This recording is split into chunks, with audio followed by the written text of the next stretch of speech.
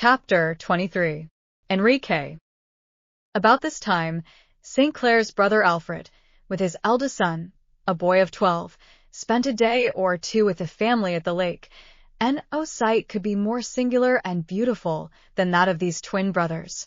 Nature, instead of instituting resemblances between them, had made them opposites on every point, yet a mysterious tie seemed to unite them in a closer friendship than ordinary. They used to saunter, arm in arm, up and down the alleys and walks of the garden.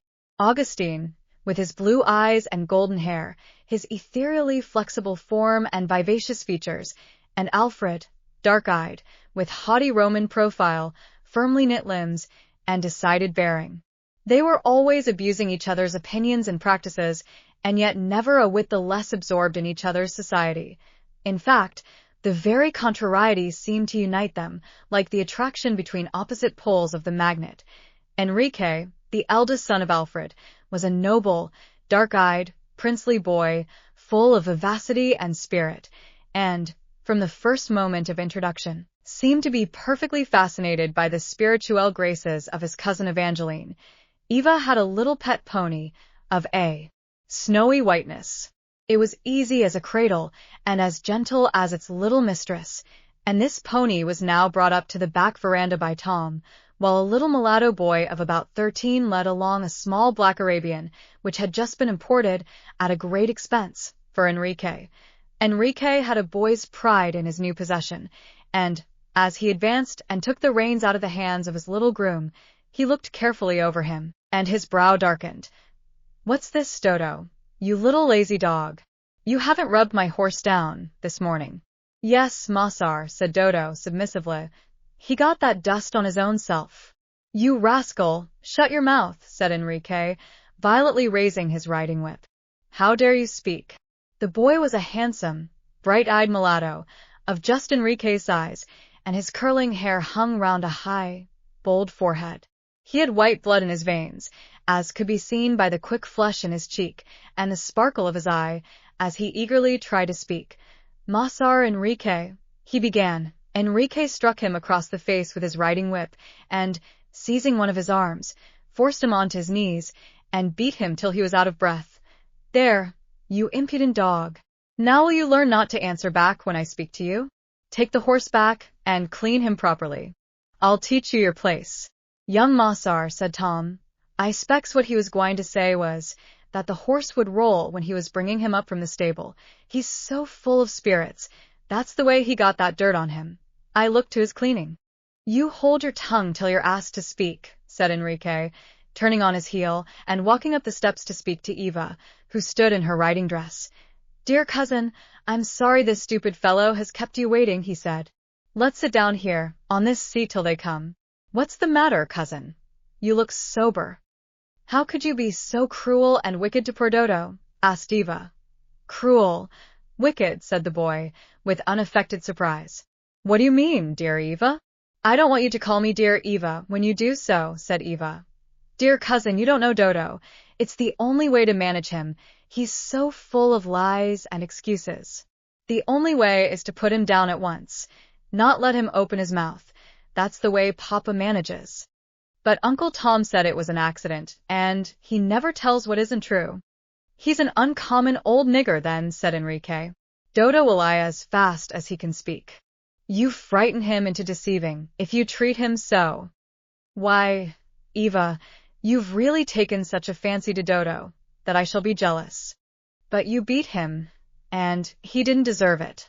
"Oh, well, it may go for some time when he does, and don't get it.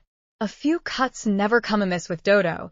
He's a regular spirit, I can tell you, but I won't beat him again before you, if it troubles you."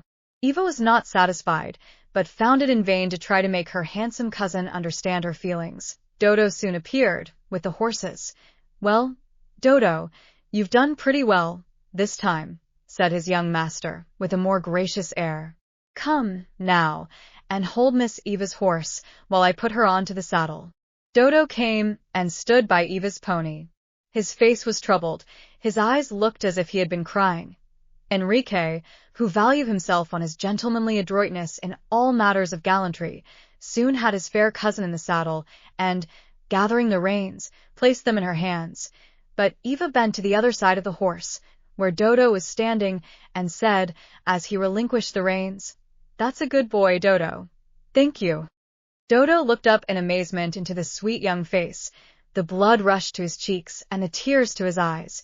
"Here, Dodo," said his master imperiously. Dodo sprang and held the horse, while his master mounted. "There's a picayune for you to buy candy with, Dodo," said Enrique. "Go get some." And Enrique cantered down the walk after Eva. Dodo stood looking after the two children. One had given him money, and one had given him what he wanted far more, a kind word, kindly spoken. Dodo had been only a few months away from his mother.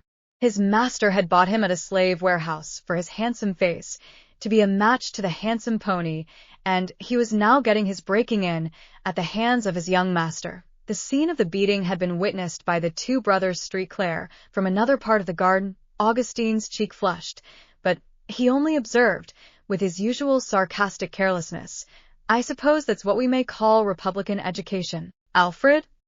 "Enrique is a devil of a fellow, when his blood's up," said Alfred carelessly. "I suppose you consider this an instructive practice for him," said Augustine drily. "I couldn't help it if I didn't. Enrique is a regular little tempest. His mother and I have given him up long ago. But then, that Dodo is a perfect sprite. No amount of whipping can hurt him." And this by way of teaching Enrique the first verse of a Republican's catechism. "All men are born free and equal." "Poh," said Alfred, "one of Tom Jefferson's pieces of French sentiment and humbug. It's perfectly ridiculous to have that going the rounds among us, to this day." "I think it is," said Streetclair, significantly, "because," said Alfred, "we can see plainly enough that all men are not born free, nor born equal. They are born anything else. For my part, I think half this Republican talk sheer humbug. It is the educated, the intelligent, the wealthy, the refined, who ought to have equal rights and not the canaille." "If you can keep the canaille of that opinion," said Augustine. "They took their turn once in France." "Of course, they must be kept down consistently, steadily, as I should," said Alfred, setting his foot hard down as if he were standing on somebody. "It makes a terrible slip when they get up," said Augustine. "In St. Domingo, for instance." "Poh," said Alfred, "we'll take care of that, in this country. We must set our face against all this educating, elevating talk that is getting about now. The lower class must not be educated." "That is past praying for," said Augustine. "Educated they will be, and we have only to say how. Our system is educating them in barbarism and brutality. We are breaking all humanizing ties and making them brute beasts, and, if they get the upper hand, such we shall find them." "They shall never get the upper hand," said Alfred. "That's right," said Streetclair. "Put on the steam, fasten down the escape valve, and sit on it, and see where you'll land." "Well," said Alfred, "we will see. I'm not afraid to sit on the escape valve, as long as the boilers are strong, and the machinery works well." The nobles in Louis XVI's time thought just so, and Austria and Pius IX think so now, and, some pleasant morning, you may all be caught up to meet each other in the air, when the boilers burst. "Dies declarabit," said Alfred, laughing. "I tell you," said Augustine, "if there is anything that is revealed with the strength of a divine law in our times, it is that the masses are to rise, and the underclass become the upper one." "That's one of your red Republican humbugs, Augustine. Why didn't you ever take to the stump? You'd make a famous stump orator." "Well, I hope I shall be dead before this millennium of your greasy masses comes on." "Greasy or not greasy, they will govern you, when their time comes," said Augustine, "and they will be just such rulers as you make them." The French noblesse chose to have the people sans culottes, and they had sans culotte governors to their heart's content. The people of Haiti. Oh, come, Augustine. As if we hadn't had enough of that abominable, contemptible Haiti. The Haitians were not Anglo-Saxons. If they had been there, would have been another story. The Anglo-Saxon is the dominant race of the world, and is to be so. In August 1791, as a consequence of the French Revolution, The black slaves and mulattoes on Haiti rose in revolt against the whites, and in the period of turmoil that followed, enormous cruelties were practiced by both sides. The Emperor Dessalines, come to power in 1804, massacred all the whites on the island. Haitian bloodshed became an argument to show the barbarous nature of the Negro, a doctrine Wendell Phillips sought to combat in his celebrated lecture on Toussaint Louverture. Well, there is a pretty fair infusion of Anglo-Saxon blood among our slaves now, said Augustine. There are plenty among them who have only enough of the African to give a sort of tropical warmth and fervor to our calculating firmness and foresight. If ever the San Domingo hour comes, Anglo-Saxon blood will lead on the day.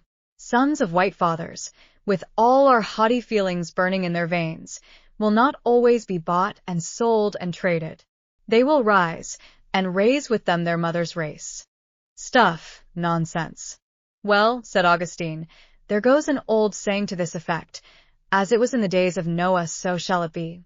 They ate, they drank, they planted, they builded, and knew not till the flood came and took them. On the whole, Augustine, I think your talents might do for a circuit rider, said Alfred, laughing. Never you fear for us. Possession is our 9 points.